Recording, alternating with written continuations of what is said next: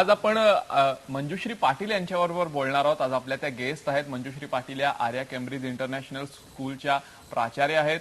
शिक्षकांसाठी त्या वेगवेगळे प्रशिक्षणाचे कार्यक्रम सुद्धा घेतात आणि विशेषतः इंग्लिश भाषा कशा तऱ्हेने शिकवावी याचं प्रशिक्षण त्या घेतात. डीएड केल्यावर त्यांनी टीचर्स ट्रेनिंग या विषयात एमएड केलंय आणि याशिवाय आपण आत्ताच जी बातमी बघितली म्युझिक फॉर पीस त्या सुद्धा उत्तम गातात. पण आज आपण त्यांच्याशी त्यांच्या अनुभवांविषयी बोलणार आहोत. तुमचं स्वागत मंजुश्रीताई IBN लोकमत मध्ये. सगळ्यात पहिल्यांदा आम्हाला सगळ्यांनाच हे जाणून घ्यायला आवडेल की तुम्ही शिक्षकांसाठी जे प्रशिक्षण वर्ग घेता ते कशा स्वरूपाचे असतात, त्यात नेमकं काय घेतलं जातं? शिक्षकांसाठी मी जे घेते प्रशिक्षण वर्ग ते बेसिकली त्याला आपण म्हणतो हँड्स ऑन ऍक्टिव्ह लर्निंग. कारण आता अशी वेळ आलेली आहे की मुलांना फक्त चॉक अँड टॉक किंवा टेक्स्टबुक मेथडनी न शिकवता काहीतरी ऍक्टिव्हली त्यांना त्याच्यात इन्व्हॉल्व्ह करून सहभागी त्यांना करून आपल्याला शिकवायचं आहे. तर माझे ट्रेनिंग प्रोग्राम्स मोस्टली असे असतात की टीचर्स काहीतरी करत असतात, उड्या मारत असतात. कारण मला सांगायचं की तुम्ही असं वर्गात करा.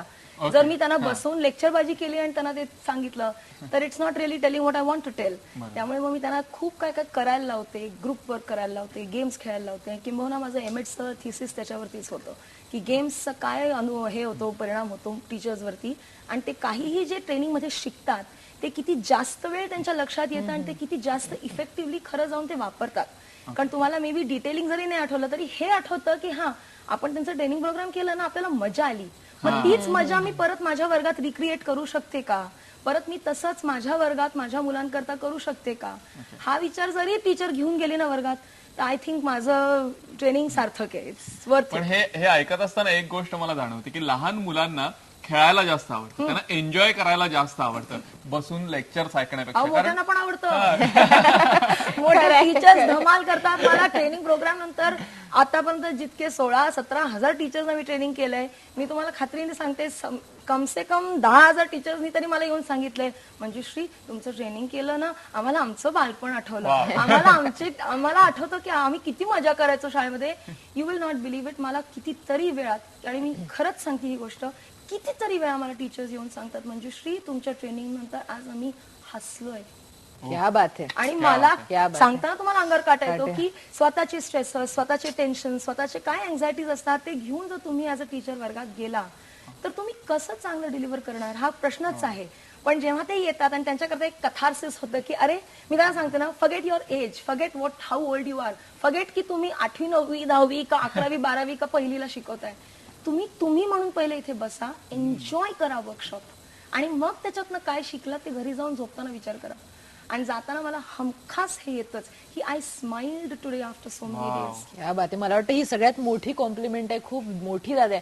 आणि एकूणच आपल्या इथे आता आपल्याला जी चर्चा सतत दिसते की मुलांना शिक्षण हे एक ओझं वाटायला नको, एक कंटाळवाणी प्रक्रिया किंवा शाळेत जाणं त्याला नकोस व्हायला नको. त्यासाठी हे जे तुम्ही सांगितलं की इंटरॅक्शन खूप महत्वाचं आहे. तुम्ही नेमकं कशा पद्धतीचे गेम्स किंवा काय त्याच्यामध्ये घेता, म्हणजे उदाहरण सांगू शकाल का? आता एक उदाहरण सांगते मी.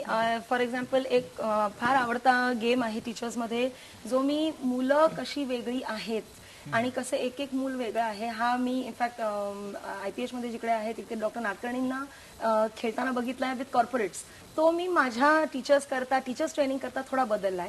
मुळात मी ग्रुप्स करते आणि 5 ग्रुप्स असतील किंवा 6 ग्रुप्स असतील तर त्यांना 6 वेगवेगळ्या प्रकारचे पेपर्स देते. याचं टावर बिल्डिंग गेम जे कॉर्पोरेट गेम्स मध्ये खेळलेच जातात, जनरली टावर बिल्डिंग हा गेम खेळला जातो. But what I do is me त्यांना सगळ्यांना वेगवेगळे पेपर देते. एकाला चार्ट पेपर, एकाला ब्राऊन पेपर, एकाला न्यूज पेपर, एकाला मार्बल पेपर, एकाला क्रेप पेपर, एकाला सेलोफिन पेपर, 6 प्रकारचे पेपर. आणि त्यांना मग मी सांगते की हे बघा आता तुम्ही ह्या पेपरांचे टॉवर्स बांधा. टॉवर बांधवायचे तुम्हाला. द क्रायटेरिया म्हणजे त्याच्याकरता काय करायचंय, tall, self standing, elegant tower बांधायचा आहे. तर तो टॉवर त्यांना बांधायला मी सांगते आणि 2च मिनिटं देते ऍज अ ग्रुप. तर ते सुरू करतात. टिपिकली सगळेजण पुंगी बहादूर असतात. सगळ्यांना टॉवर बनायचं म्हटलं की सगळे रोल कोण करायला लागतात आणि सुरू करतात बनवायला. ऑल्सो टिपिकली होतं काय की जेव्हा मी पेपर द्यायला लागते ना, एक ग्रुप दुसऱ्या ग्रुपकडे बघत असतो की अरे त्यांचा पेपर किती छान आहे, आमचा पेपर कसा आहे. मंजुश्री आम्हाला तसा पेपर द्या ना. घ्या पेपर, जा. आणि मग गो म्हटलं की टॉवर सुरू करतात. होतं काय की ज्यांना वाटतं की चार्ट पेपरचा टॉवर आहे तो अगदी छान तगडा आहे, मग बेस्ट टॉवर बनेल, असं काही होत नाही. आणि मग त्याच्याबद्दल आम्ही विचार करतो की हे बघा आपल्या वर्गात सुद्धा असे वेगवेगळ्या प्रकारची मुलं मुलं आहे, आहेत exactly. आणि we just have to be happy की चार्ट पेपर असेल तर तो चांगलाच असेल असं असं नाहीये. नाहीये. सेल्फ स्टँडिंग हे महत्वाचं हो. आहे या सगळ्यामध्ये. आणि एलिगंट. तुम्ही सारखं टॉल टॉल टॉल टॉल वरती जे जाता आणि फक्त मार्कांवरती जे जातो आपण, तो मुद्दा जरा बाजूला ठेवा. आणि हे ऑब्जेक्टिव्ह बदलल्यावरती जेव्हा मी त्यांना सांगते की आता तुम्ही टॉवर परत बनवा, तेव्हा ते realise when you change the objective you change the way you handle the situation. तुम्ही ऑब्जेक्टिव्हच तुमचे मार्क जर ठेवलं तर तुम्ही जे देताय बाहेर तुमच्या नेशनला, it's you are giving them a very different kind of kids.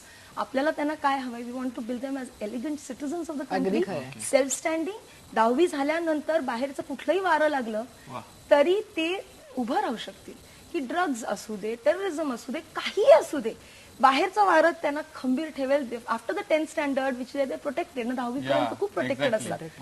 त्याच्यानंतर ते बाहेर जाऊन खंबीरपणे उभं राहू शकतील. म्हणून सेल्फ स्टँडिंग. भलेही त्यांना 55% मिळू दे 10वीत, इट्स ओके, हरकत नाही, पण दे आर स्ट्रॉंग पीपल. पण आता म्हणजे मला हा मुद्दा चालू ठेवूयात आपण, मला तोडायचं नाही. पण मध्ये मला मुद्दामून विचारायचं वाटतं की तुम्ही म्हणाल की 55% पडले तरी इट्स ओके, हे आपल्याकडे नाहीये.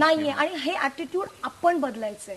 आज आपण पालक आहोत, आज आपण ऍज अ सोसायटी, आता तुम्ही एज जर्नलिस्ट, तुम्ही ऍज टेलिव्हिजन चॅनल्स किती बदल आणलाय in the way people think, in the way people believe and in the way people act. म्हणजे तुम्ही सगळ्यांना एकत्र अवघे धरू सुपंथ करून सगळ्यांना तुम्ही जे मोबिलाइज केलंय, तसंच एज्युकेशन मध्ये पण करायला हरकत नाही. Somebody has to make a start and say look, marks फक्त नाही इम्पॉर्टंट आहेत, तुम्ही बाहेर जाऊन 10वी नंतर ऍज अ ह्युमन बिंग काय करता हे खरंच महत्वाचं आहे. इनफॅक्ट माझ्या शाळेचं हे की सेंटेन्स असाच आहे, imparting learning for life, infusing life into learning.